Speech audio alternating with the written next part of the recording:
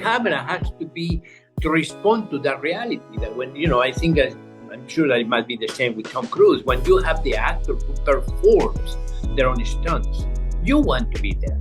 You want to stand close to their faces. You want to show that they are performing. And that is precision.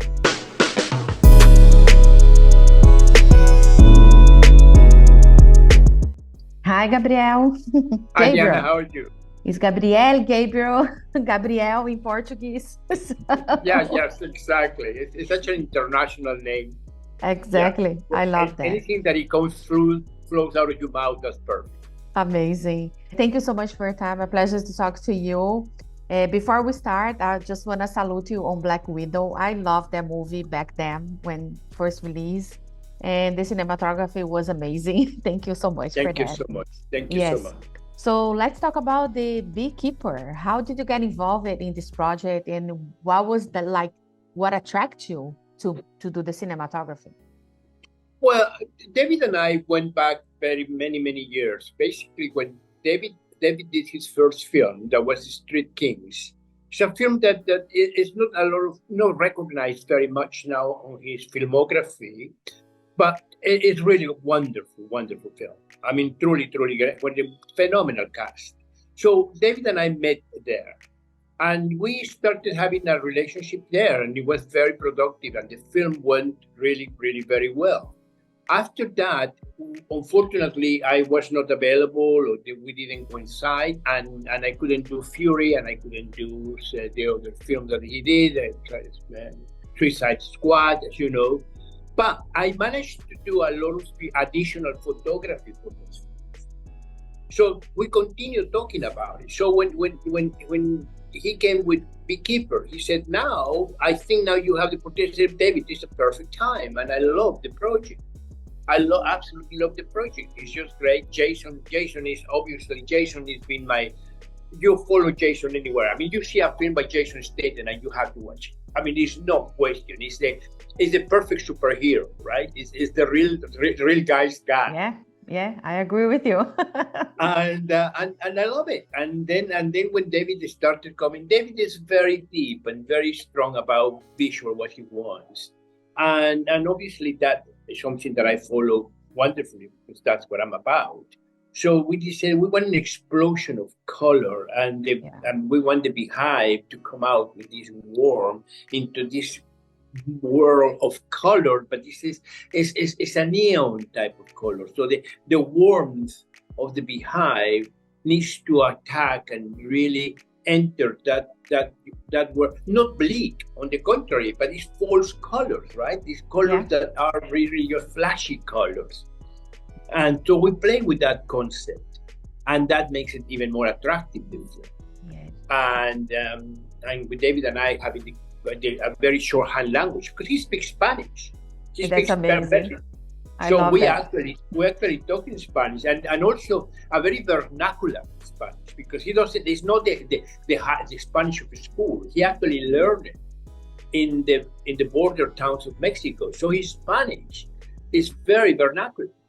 Wow. And therefore, even people who speak Spanish sometimes don't understand what we're talking about. That's great. But did you use a special camera or a special the different type of lights to bring the hive color to the movie? Yeah, well, a lot of that you do in camera, right? So we use the new RF-35 camera. I think we must have been one of the very first films to use the Super 35, the digital Super 35 camera, and we took advantage of the fact. I mean, we have embraced digital technology. I wish I could continue shooting film. Even Suicide Squad was shot in celluloid, but we have embraced digital technology.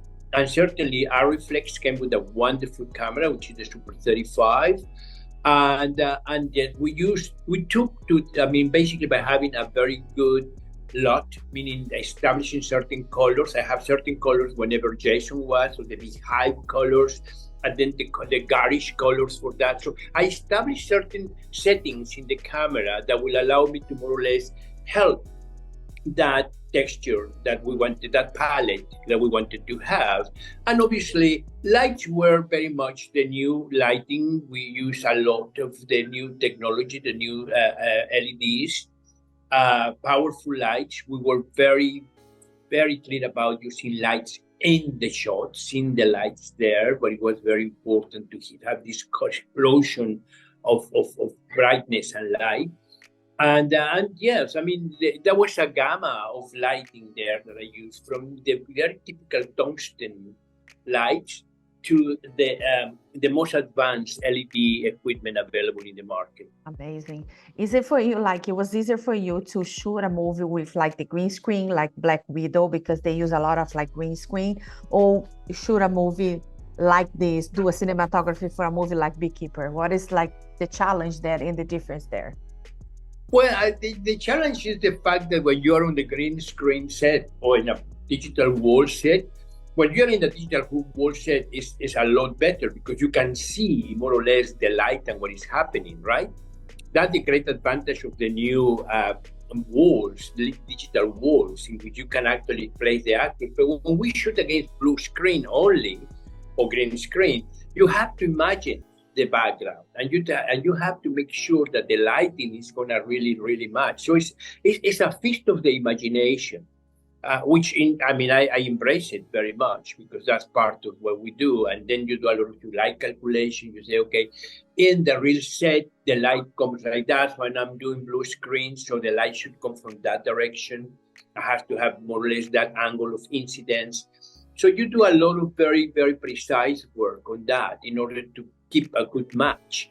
Whereas when you have the reality, I mean, let it go. I just look at some TikTok now today about somebody with a camera doing inspired by Beekeeper, and the camera was moving like crazy, obviously, because we were precise, because David is precise and I am too. Even when the camera gets hectic and frantic, it's not sloppy. It's not sloppy at all. It's not like we're going and doing rock and roll. No. We really, the movements are choreographed. And with Jason, you have to do it. So obviously, having the great benefit of having Jason doing a lot of his stunts, a lot of them, which is fabulous. You know, you want to see. Whereas when you use stunt people and you try to hide them a bit, in the case of Jason, you try to be there with him. Exactly. So the camera has to respond to that reality. That when, I think, I'm sure that it might be the same with Tom Cruise. When you have the actor who performs their own stunts, you want to be there.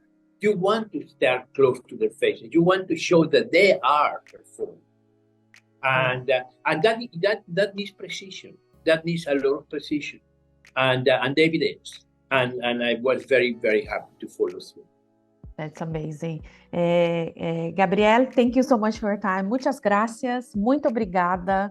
And a lot of success always, and keep bringing all these amazing projects to us, because I love what you guys do, like the behind the scene folks, like the stunt, the coordinator, the cinematographer, the screenwriter. I love you guys so much because you bring the magic to us. The actual magic. Thank you. Gracias and obrigado. Ciao. If you like this video, don't forget to comment, to like, and subscribe to our channel right here.